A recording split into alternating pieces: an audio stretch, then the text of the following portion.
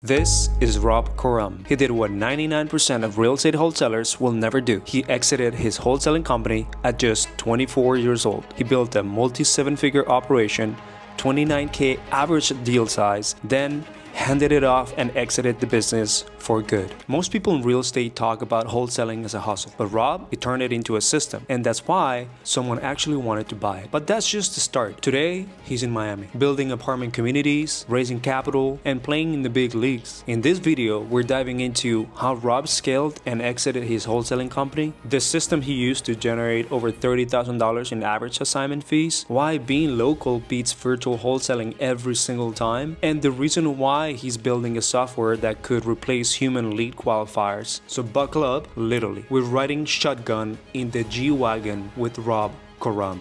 Let's go. This is the second part of the Cyber Talks, but in this case, in this part, we're gonna be doing detox. So in this second episode, I'm gonna introduce you someone that actually exited a wholesaling business. And usually, this type of businesses don't even exit, they don't even sell. They're invaluable. There's no value to them. But here my brother, Rob, was able to, the second Rob in these episodes, was able to actually sell it.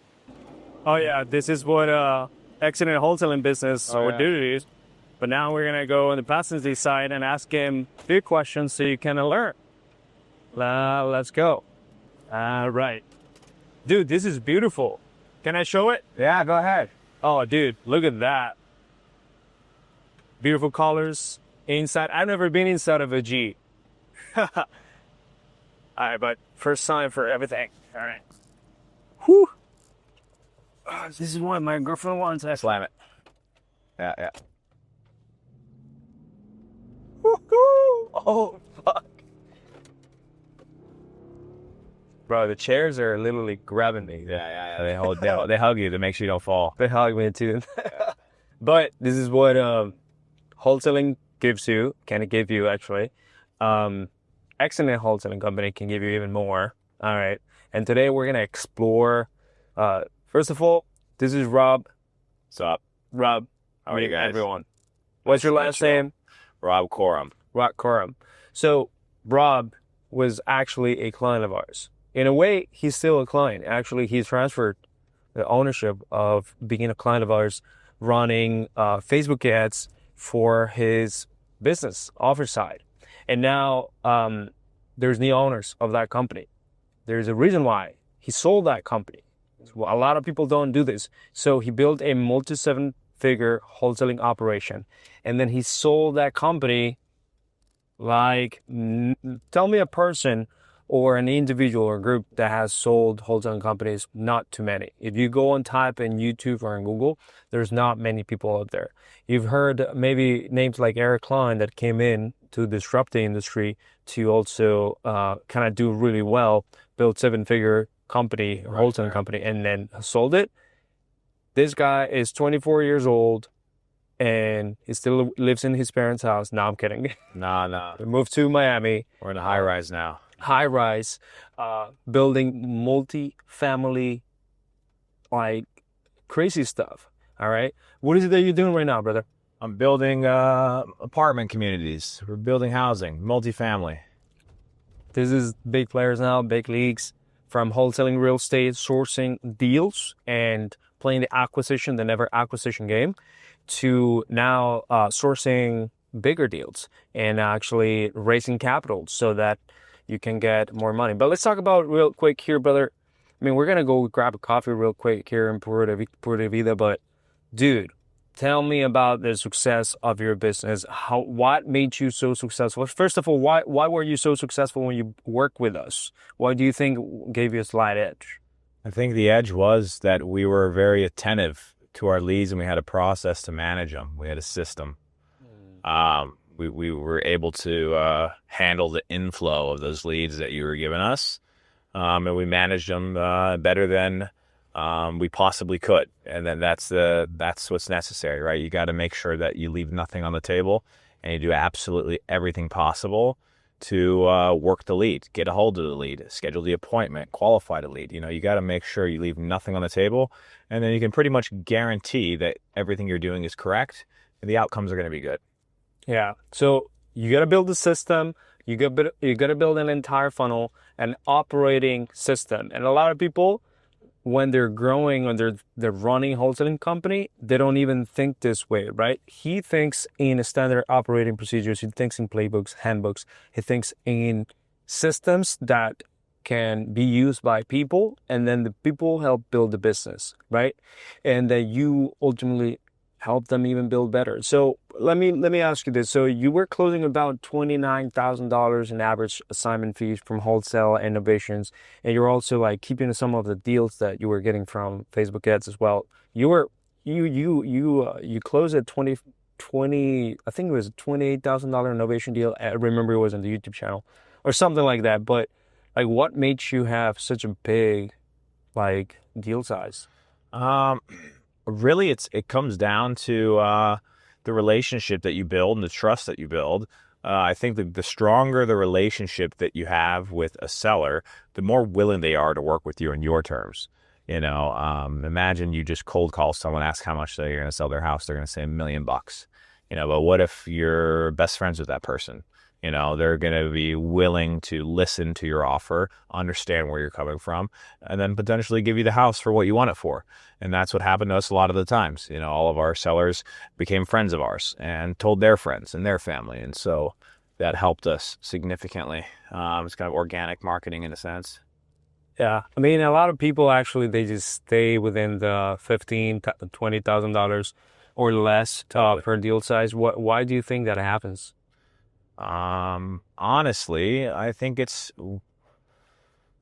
I really do. I don't think that all leads are, you have the same chance with almost every lead. If you average it all out, it all comes down to how you approach the lead, how you manage it. I don't think there's like a channel that's going to give you bigger deals than the other, or a marketing channel, or there's no like easy answer for that. Besides the fact that the people who have great systems and great processes, and realistically, if you're local, you should have higher averages than national guys. The guys that are doing virtual wholesaling will 100 times out of 100 have less deal size than we do, because we were local. We didn't do any deals over the phone. We were friends with all the people we did deals with, right? We made friends with them before the deal closed, and we were in their living room signing contracts. So that's why. That's the biggest reason why our assignment average is double anyone else in the countries, at scale. That's huge. So you build a local operation and you also build a brand, other side, right? Yes. And this company now is transferred to even a bigger operator now, Right. two operators, that they have a vertical integration with a flipping and realty and construction, what lenders do. Yeah, lenders. Yeah. That was the perfect buyer for their business, a perfect buyer for the wholesale business when they had it. Yeah. And then a perfect buyer for their business.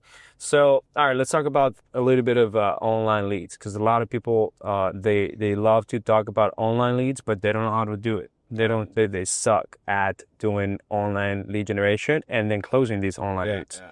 So what was key there? Like, tell me a little bit more about it. You just got to trust the professionals at the end of the day, right? I'm not a marketing guy. I don't know how the Facebook algos work. I don't know how PPC algos, from Google algorithms work. And you don't need to. You're not supposed to. You're a business owner at the end of the day. You choose what business you're in. Are you in the lead management business? Are you in the marketing business? Or are you in the real estate business? I chose the real estate business because you can scale it, right? And you can grow and do more and more deals. But you can't get caught in the weeds, hyper-focusing on fine-tuning these channels. It's irrelevant. Give somebody a couple grand a month to do it for you and do it the right way. And focus on building your sales process, right? Focus on being able to manage those leads, not generate the leads. The generating the leads is the easy part. It really is. Generating the leads is a standard, right? It's a standard thing to do, and the pros have figured out a standard way to do it. So just let them handle it, and then you figure out the variable stuff, which is the lead management, right? Lead management is very fluid, and it requires a lot of time and energy and And that's where you want to keep your energy. Safeguard your energy. Be selfish with your energy because your sellers need it. Otherwise, they're not going to do a deal with you. Yeah. So as a seven-figure operator, you had 2 acquisitions, you had 3 lead managers, right? Yeah. How did you systemize that lead flow in order to maximize the leads and leads don't fall through a crack, but also, they have great, sales process, and then they're not blaming the leads, but they're actually, just keeping everything together accountable. Yeah, so it was round robin. So specific leads would get assigned to specific people, and that would be their lead, and they're responsible for taking it to the finish line and getting the appointment set. Once the appointment set, then it goes off to acquisitions, and then it's up to acquisitions to get the deal done. And it's no responsibility of the lead manager anymore. So, just defining the process, defining at what point in the process do you switch. That's very important. Defining what point in the process do you switch and what point does the torch get passed from one section to the next. And once you have that figured out, there's a lot less room for miscommunications, leads slipping through the crack. Everyone is going to have a person assigned to them at all times. Yeah. You want to go up to the place? Yeah, where should I park? Right here? I was going to say that I saw 2 You did? parking.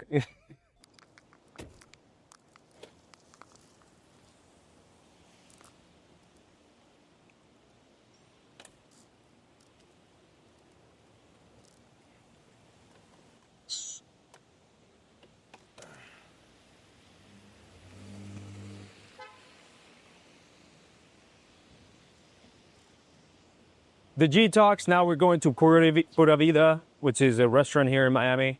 If you guys don't know where we are, we're here in Miami. Where, if you move to Miami, you'll find it's a bigger market.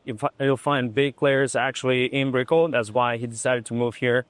Because he wants to compete with Grant Cardone. He's not competition. He's not competition. So you said you were, so you generated the leads, you had the lead managers actually call them, but they also book an appointment.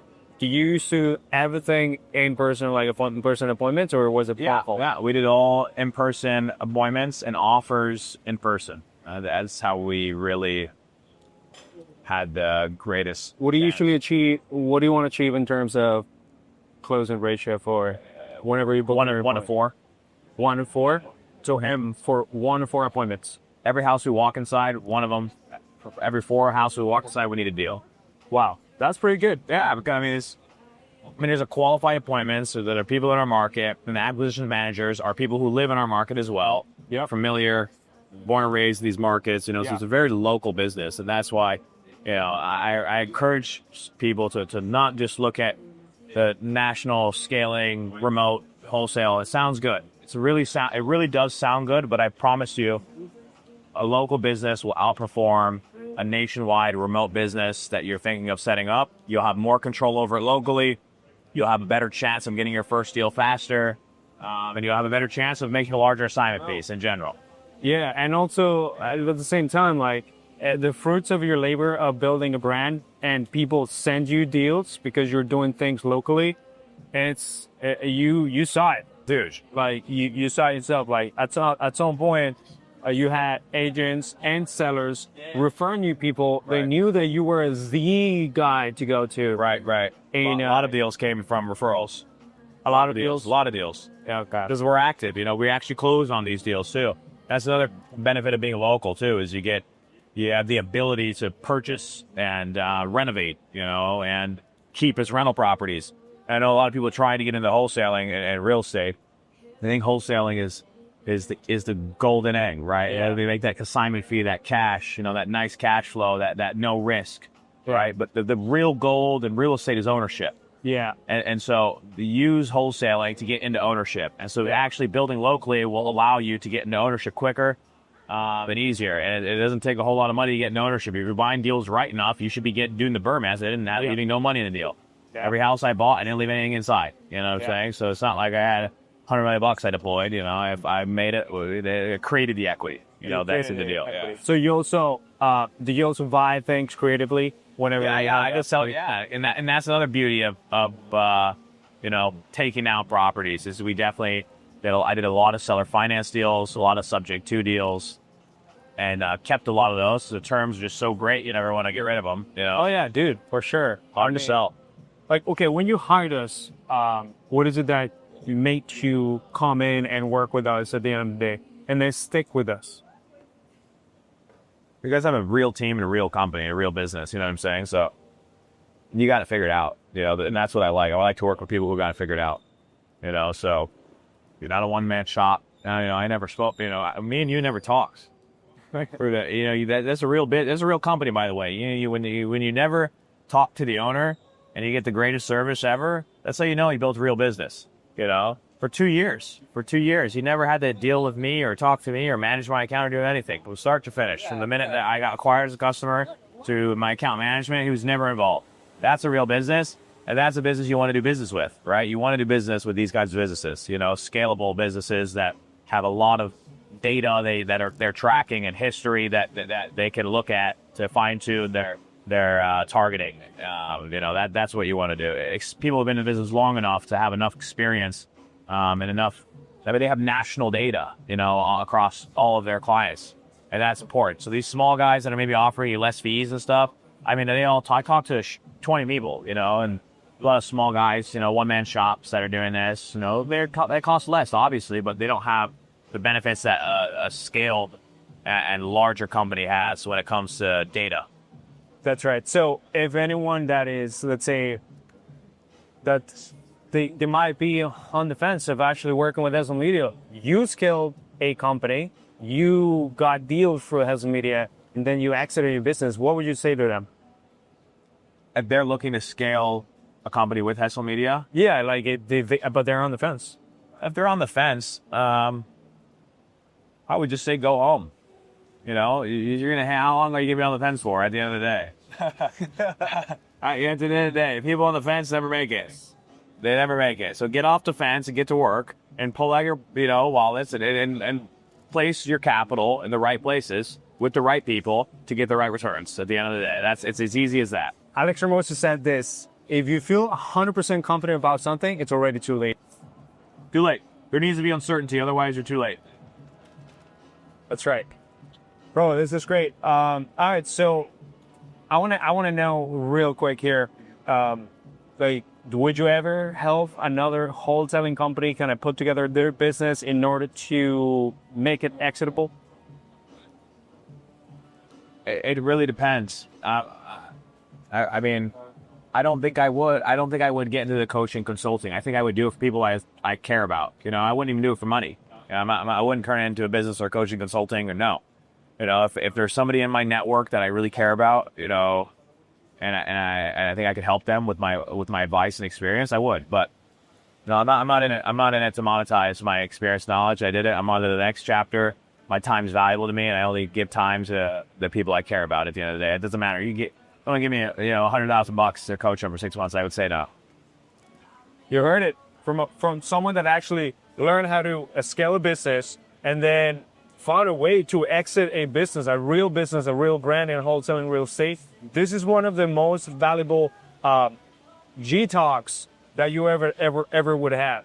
And that's actually, as a matter of fact, like, we created another podcast episode that we talked about how to exit a wholesaling business and how to get into multifamily, or how do you get to the next stage of your life, like actually cash out that business that you never thought that would have actually just be stuck forever. So just think about it as a real business and operator. And here my brother Rob, who is in Miami, you guys can follow him in social media. So you can check me out on LinkedIn, Rob Coram. My last name is spelled Khorram.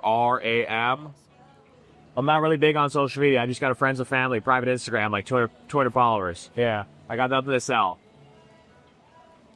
And he's also building, I think you're also building a software or something like that, right? Yeah, I'm working. I'm in the works right now. We're in the beta version of it. We're working on a text blasted software that's automated with AI chatbots. So it's able to communicate, qualify, and prospect thousands of leads per day. Yeah. Better than a human is the goal, right? I wouldn't do it if it wasn't better than a human. So that's in the works, and I'm excited. Initially, was building it for my company. Very local. Yeah, and then I ended up selling. So I said, hey, this is a great model. There's a market for this. So let's just take it elsewhere. Yeah. So you heard it first from men. We're building something great. Like we're into multifamily. We're already developing here in Miami. Like this year, we're gonna have over 100 units already, and the things are coming after wholesaling. A lot of things you can build. It's just a matter of building systems, creating great people, like bringing the great people, having a real operations and an operating system. So, me, Rob, right here. Rob is the best.